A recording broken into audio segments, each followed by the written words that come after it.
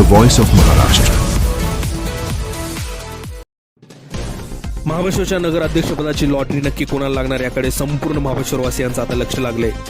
प्रदीर्घ कालावधीनंतर ऑगस्ट महिन्यात नगरपालिका पंचवार्षिक निवडणुकीचे अखेर बिगुल वाजल्याने प्रस्थापितांसोबतच इच्छुकांच्या मोर्चेबांधणीला वेग आला खरा, पण आरक्षणाचा तिढा अद्यापही कायम असल्याने इच्छुकांची गोची झाल्याचं पाहायला मिळत आहे. अशातच आज सोमवार दिनांक 6 ऑक्टोबर रोजी महाबळेश्वर नगराध्यक्षपदाची सोडत नागरिकांच्या खुल्या प्रवर्गासाठी जाहीर झाल्याने आगामी पंचवार्षिक निवडणुकीमध्ये महाबळेश्वरच्या राजकारणामध्ये मोठे फेरबदल होण्याची शक्यता जाणकारांच्या वतीने वर्तवली जात आहे.